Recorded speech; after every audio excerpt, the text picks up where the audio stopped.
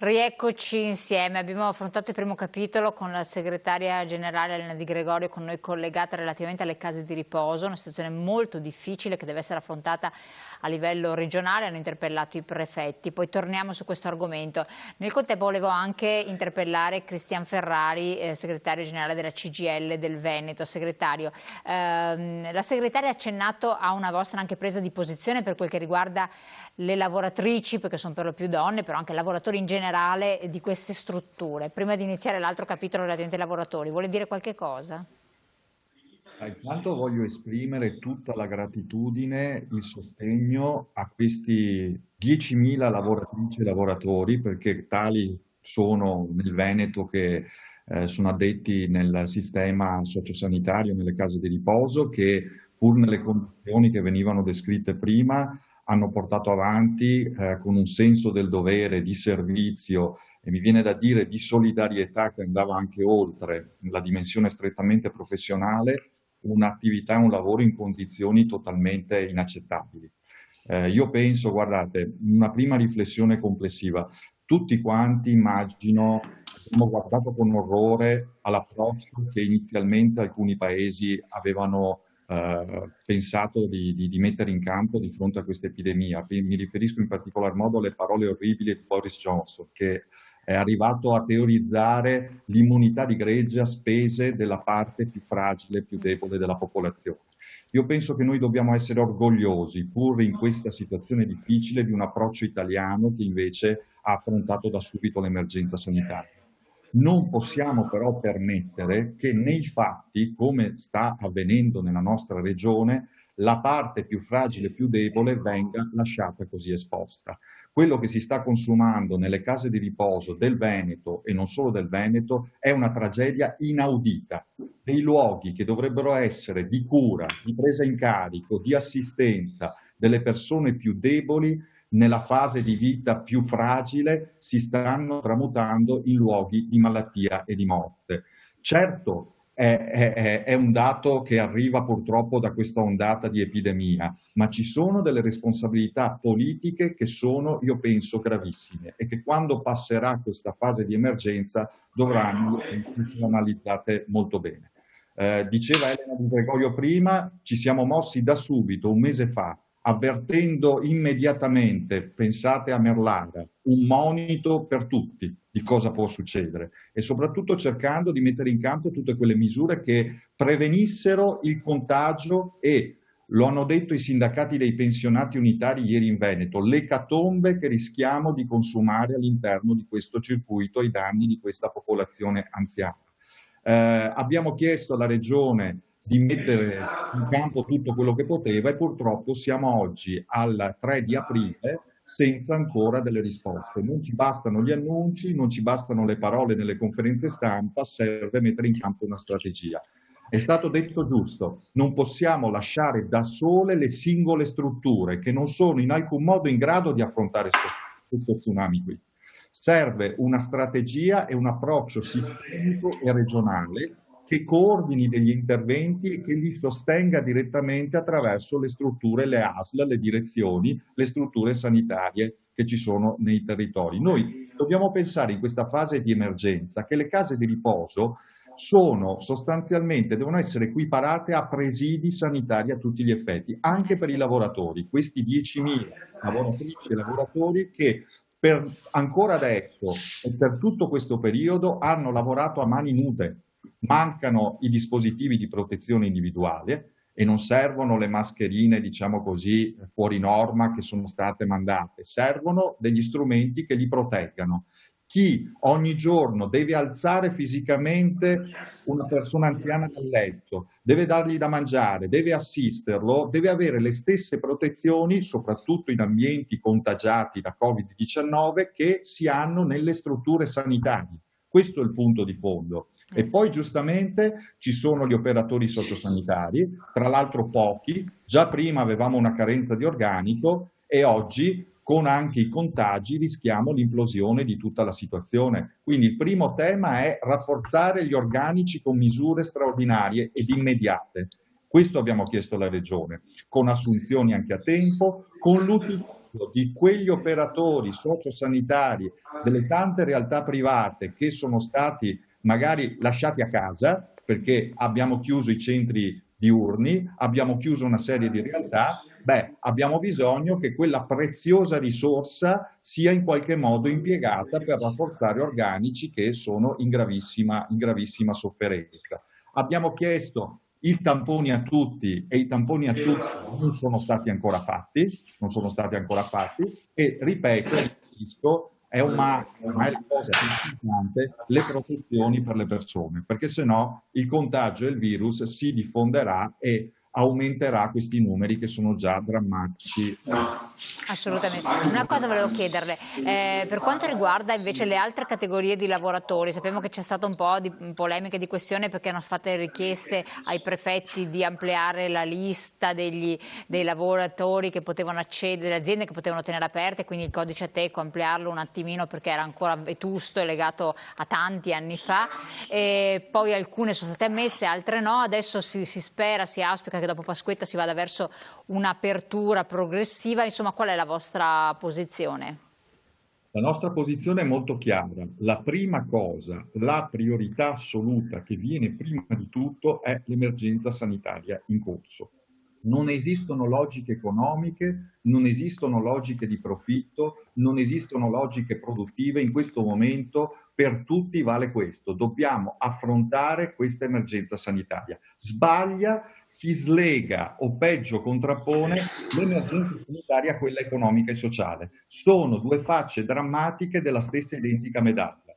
Se non si supera la prima, cioè la salute e l'emergenza sanitaria, non si arriverà nemmeno a parlare della seconda, nemmeno in prospettiva. Quindi per noi va affrontato con rigore ed efficacia l'emergenza sanitaria, sono giuste le misure restrittive che sono state fatte, anche quelle sulle attività produttive. Rivendichiamo come CGIL, come sindacato, di essere stato uno dei soggetti che per primi ha posto l'esigenza di ridurre il più possibile il perimetro delle attività produttive. Ci rendiamo conto che lo stallo economico, la gelata che stiamo vivendo avrà un impatto dirompente, ma ripeto, prima la salute e poi tutto il resto. E quindi stiamo lavorando per mettere in sicurezza i lavoratori. Noi abbiamo firmato anche prima di questi provvedimenti un protocollo importante che garantisse nei luoghi di lavoro la sicurezza al 100%, ma ci siamo resi conto che questo non bastava.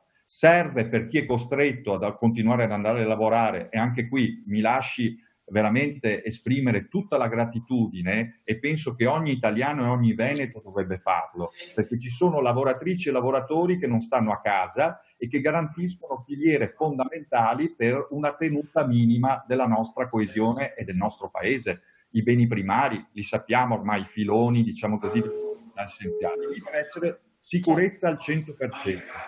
Gli altri bisogna stare a casa, perché non è solo un tema, come continuano ad insistere in particolare gli industriali veneti. Mi preoccupa che non ci sia questa consapevolezza, che noi oggi dobbiamo contenere il virus il più possibile, e i lavoratori, come è noto, non vanno al lavoro col teletrasporto di Star Trek, si muovono con mezzi pubblici e privati. Noi dobbiamo contenere non solo dentro i luoghi di lavoro, ma anche fuori nei territori questi movimenti, perché questi movimenti espongono queste persone ad un aumento di contagio. Quindi non è solo un tema della salute dei lavoratori, che per noi è fondamentale, ma è un contributo decisivo a quel grande sforzo per la tutela della salute pubblica che appunto ci viene richiesto per contenere questo virus.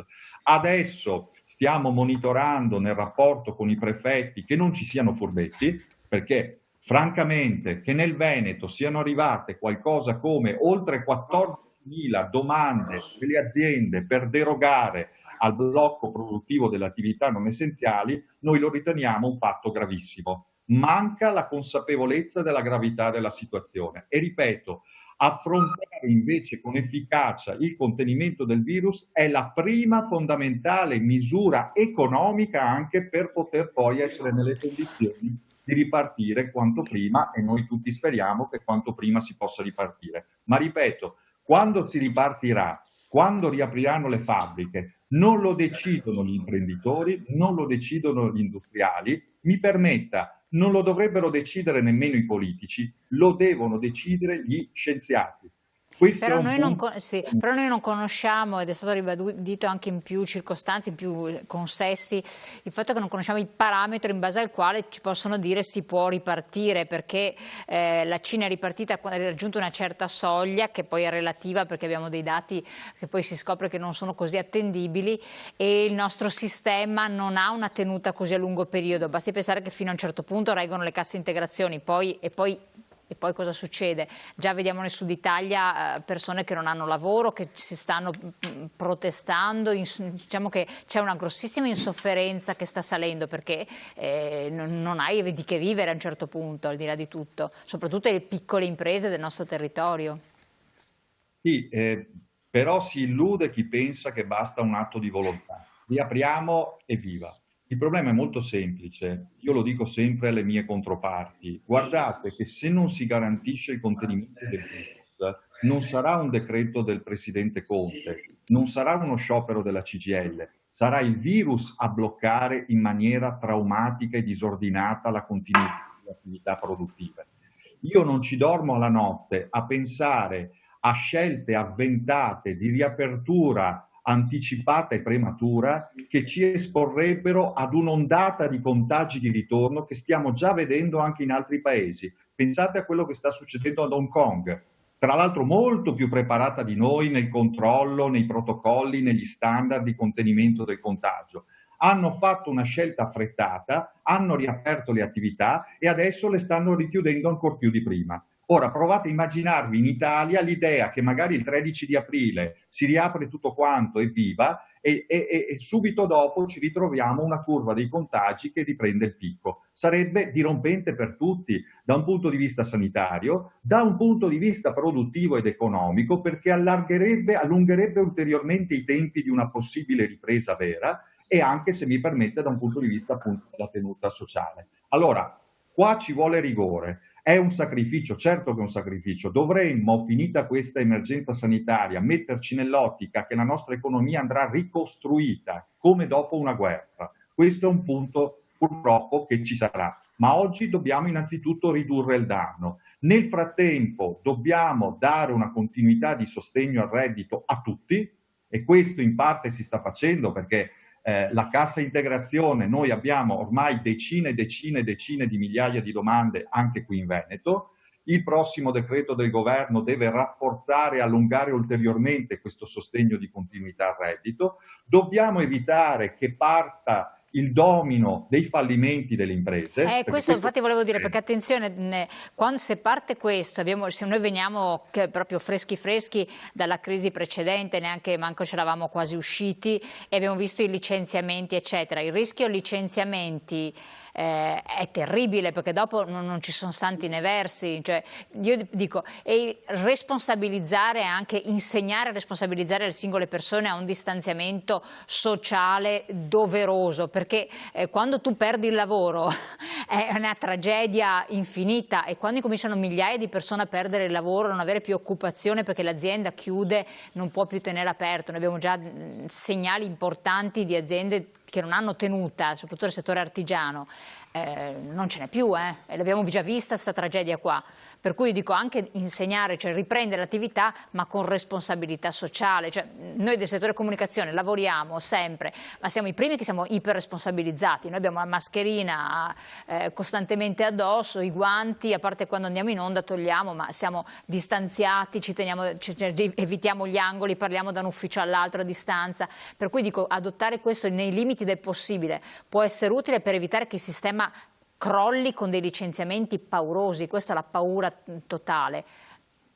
Il problema è che quando si lavora in linea dentro una fabbrica in produzione è molto difficile garantire distanziamenti o altro, questo è il punto di fondo. Ci sono poi dei limiti oggettivi, materiali, quasi logistici. Noi abbiamo anche da un punto di vista logistico delle realtà produttive che non hanno fatto grandi investimenti anche in termini di maggiore, diciamo così, efficacia degli ambienti. Ma al di là di questo è chiaro che in questo momento noi dobbiamo concentrare tutte le risorse che abbiamo per sostenere le imprese e i lavoratori, cercare di farli attraversare questa fase di sospensione. Ripeto, le risorse messe in campo sono importanti, ne arriveranno altre, devono sostenere la continuità di reddito alle persone con la cassa integrazione, con tutte le altre misure anche di lavoro autonomo. Per la prima volta è stato fatto una misura praticamente universale che giustamente va a dare un sostegno alle partite IVA, al lavoro autonomo e così via. Va garantita, e mi pare che si stia ragionando in questo weekend di un nuovo decreto che dovrebbe garantire liquidità alle imprese, perché è chiaro che se non hai fatturato a questo punto quanto duri? Un mese? No, Un mese e mezzo? perché poi le tasse sono solo prorogate e poi ti si sommano. Cioè. Se saltano le imprese, saltano i fornitori, se saltano i fornitori, saltano le banche e rivediamo quel circuito infernale che in parte, ma mai come in queste dimensioni, abbiamo già intravisto 10 anni fa. Quindi è importante la garanzia dello Stato. Servono risorse straordinarie. Il settore privato da solo non sarà mai in grado né di affrontare questo blocco produttivo, né tantomeno di ripartire dopo. Questo ce lo dobbiamo dire. Serve un intervento pubblico straordinario e qui c'è un tema importante che l'Italia giustamente ha posto, lo dico anche con decisione, all'Europa. O l'Europa si mette nell'ordine di idee che dobbiamo dare una risposta quantomeno all'altezza di quello che stanno facendo gli Stati Uniti, 2.000 miliardi di dollari subito per sostenere il sistema economico, o la Cina non parliamone, oppure ci condanniamo tutti i paesi, perché qui non è una questione di solidarietà come se l'Italia dovesse chiedere la carità, non ho capito quale paese rigorista del nord, non c'entra proprio niente. Questa è uno tsunami che sta attraversando tutto il continente e non ci si salva da soli illudendosi che come Germania o ancora di più come Olanda mi tengo dentro al mio giardino e tutto il resto può precipitare. Il punto è a questo livello. Io penso che serve un bazooka, scusatemi l'espressione, la metafora militare, soprattutto in vista poi della ricostruzione. Se no, non penso che avremmo molte prospettive perché la botta che sta arrivando, che è arrivata, è davvero di dimensioni che non abbiamo mai visto. Grazie mille, devo interrompere perché c'è la pubblicità. Dopo la pubblicità riprendiamo però il capitolo anziani con la segretaria Di Gregorio e poi magari una battuta di chiusura anche a Cristian Ferrari. Pubblicità, pochi secondi, restate con noi.